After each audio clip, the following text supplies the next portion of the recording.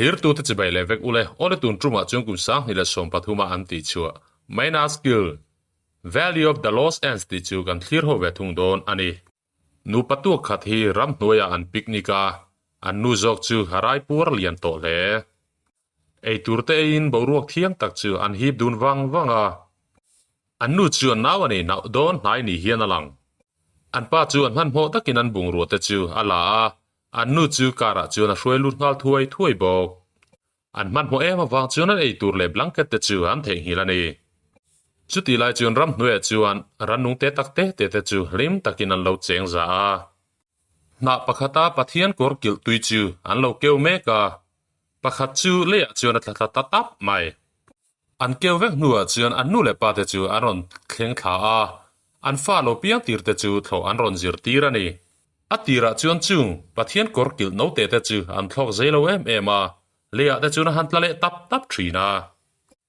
an bei nuwa chuan an thlok zai ve ta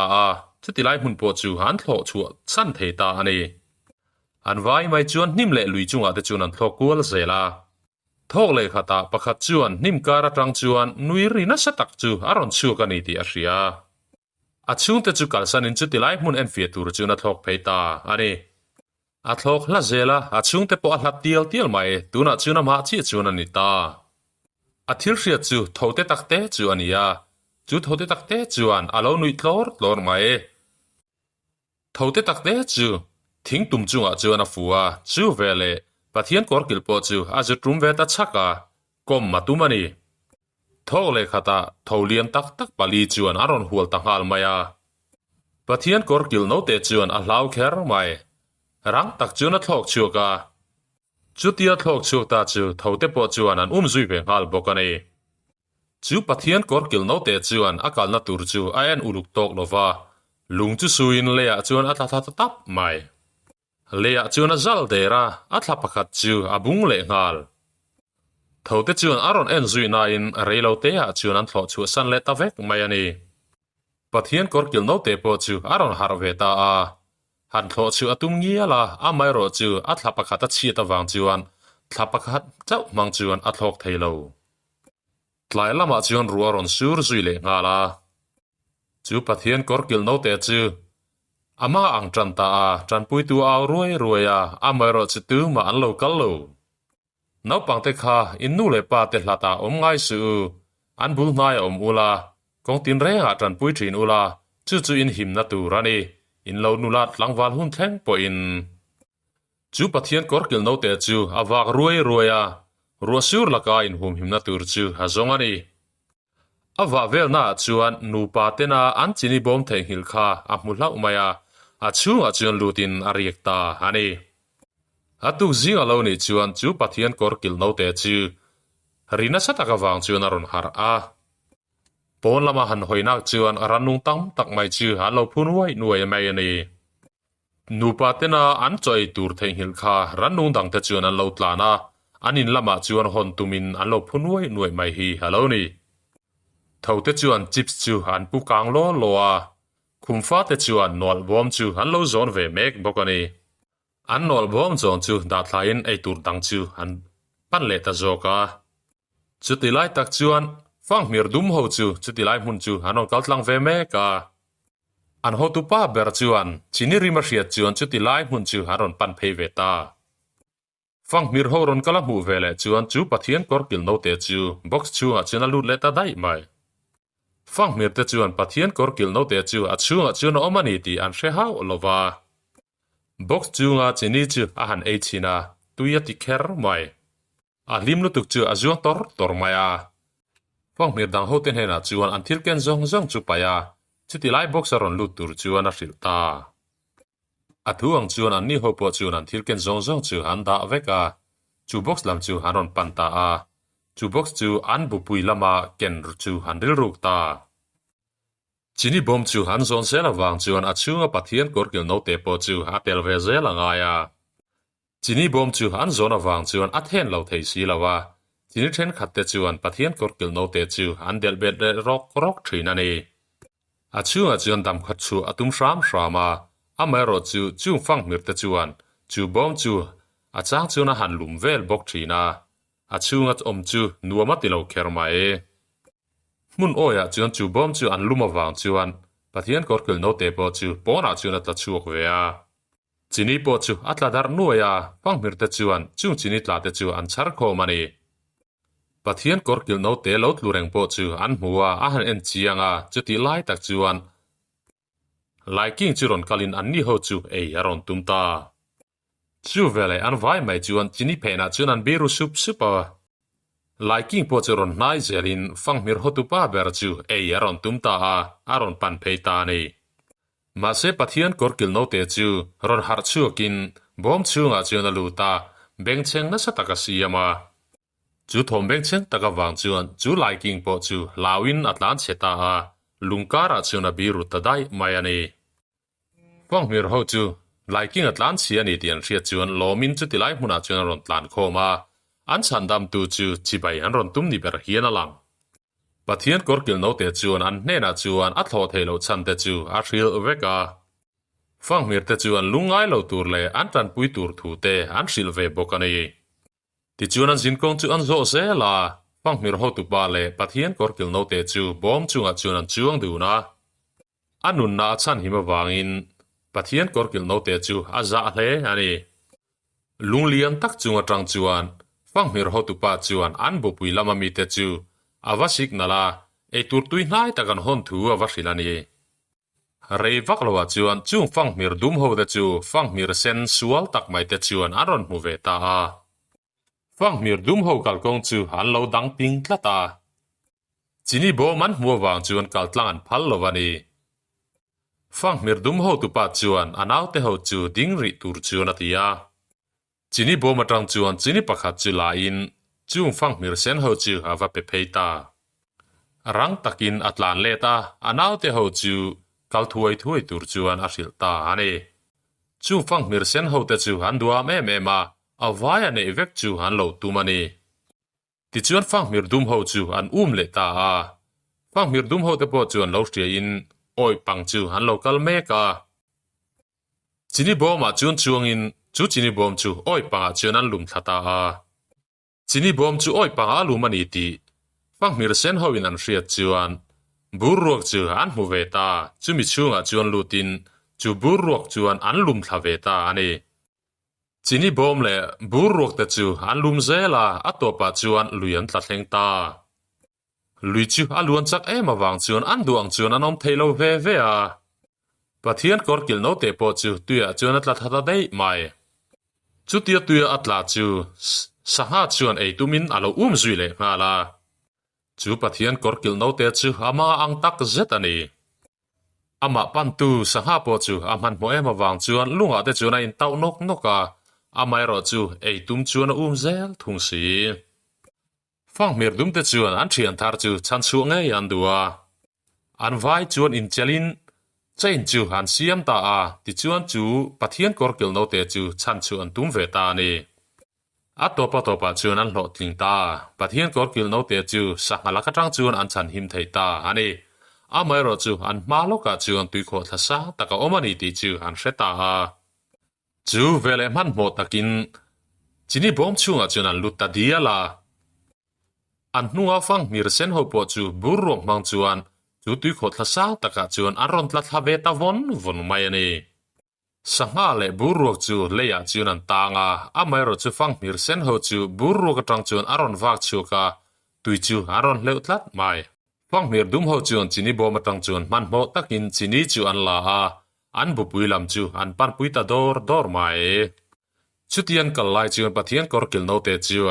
thlaza pri a hriat than zet mai chu a ria a chung te chu chuti lai tang chuan an hlalawani ti a hria chu vele thlo chu a han tuma amai ro chu thla pakhat chawan e wang chuan a thlok hlei thei lo ani thin rim tak chuan fanghmir lam ho chu a pan phele ta zoka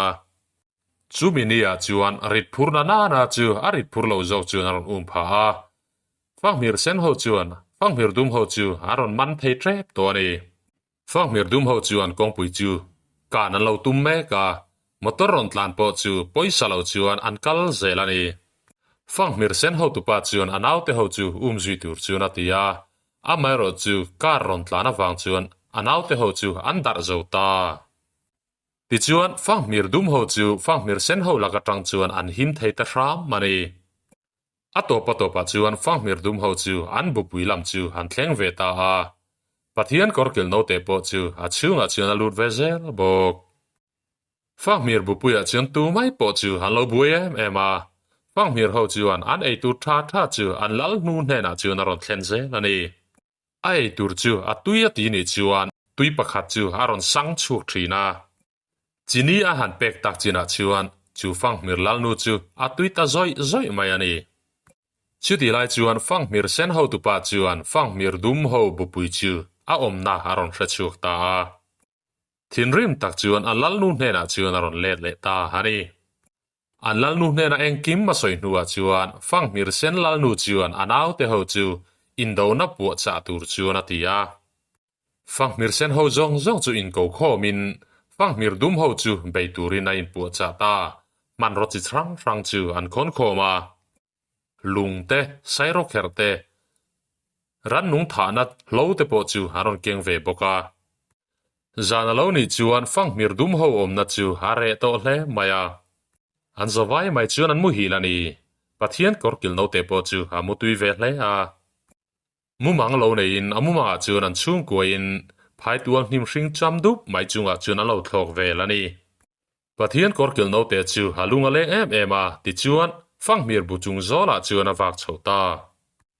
a thla pakhat zawk chu a ron tawtan le ani ti chu a hret chuak ve tle ta a chu ti ani chuan chu ti lai hmun chu rei vak lowa a thlo chu san ve le thei don ta ani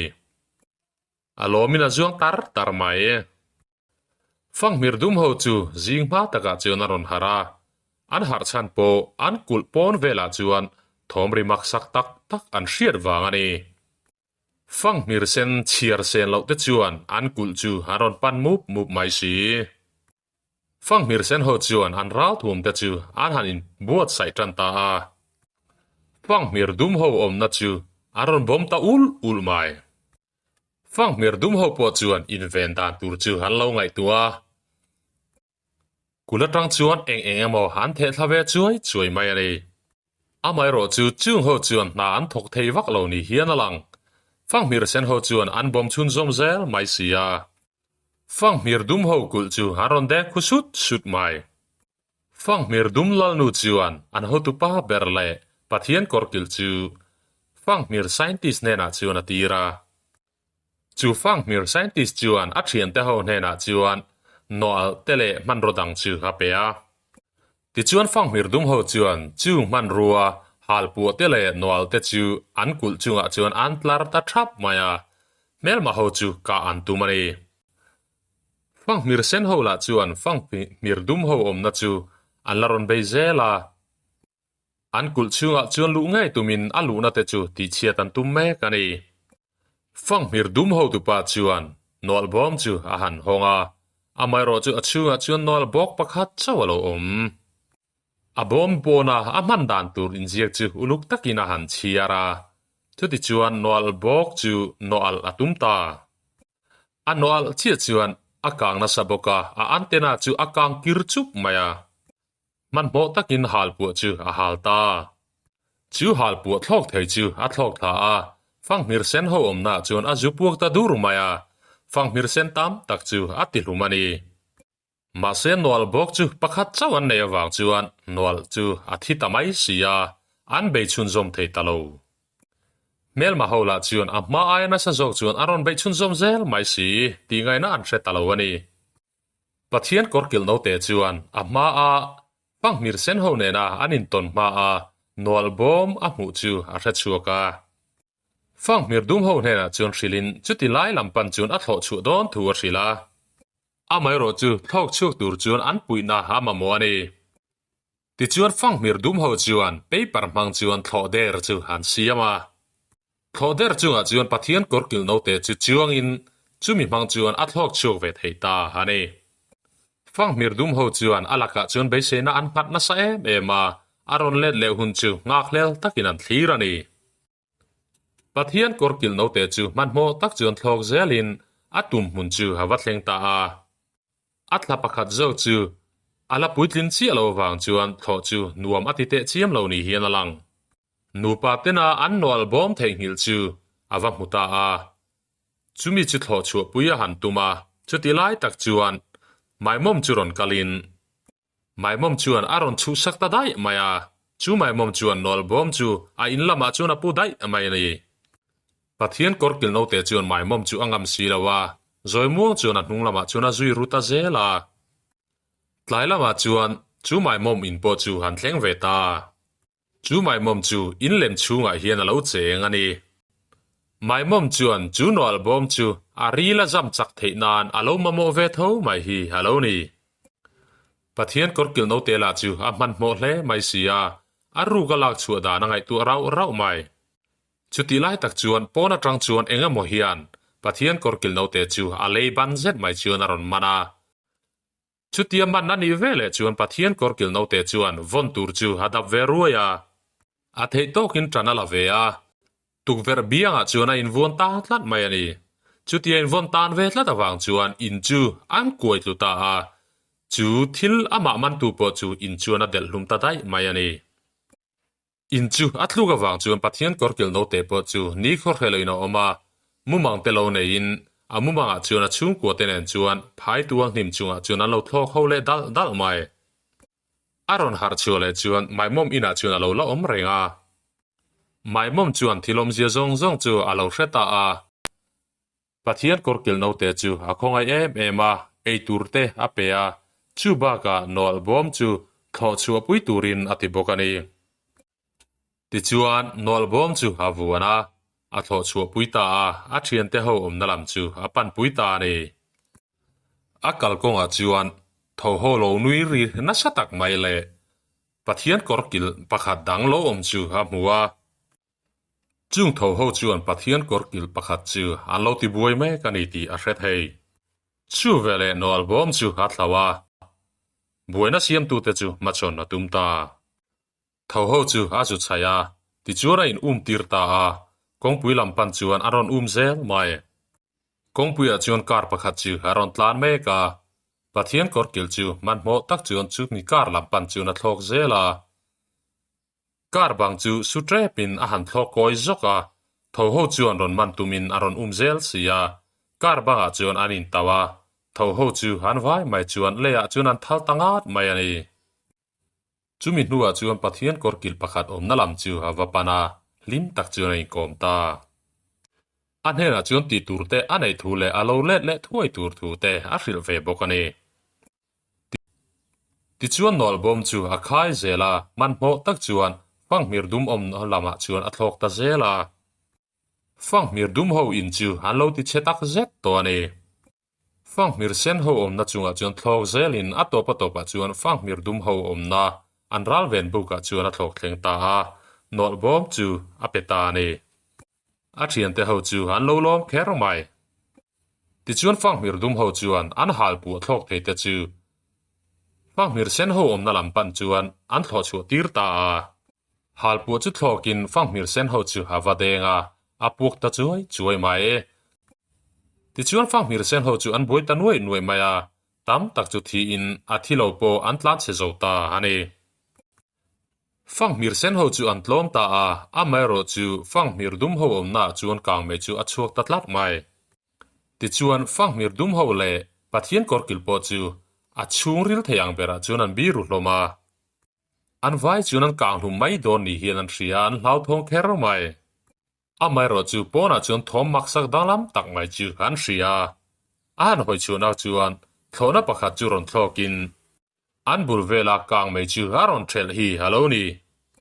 kang me chu a thel theya a mai ro chu Fanghmir ho in po chu aron ti chevek mai ti chuan Fanghmir dam chu ho chu an bu atang chuan aron wak chuak phaka an zinga chuan Pathian kawrkilh po kha hala tel ve zel ani nakina chuan Pathian kawrkilh po chu alo dam ta hle maya a thla te po chu alo se tak awang chuan adu duina thlok theya a hma a chan chu pakhat hna chuan ron thlok phein an pani chuan a in kom dun ta ani reivak lo chuan no te panga chu han neya ani ho po chuan thlo an zir vele ta sap mai ani an no te an thlo thei ta ka chuan chung Pathian kawrkilh chung ko te chu phai tuang him chunga chuan an thlok dala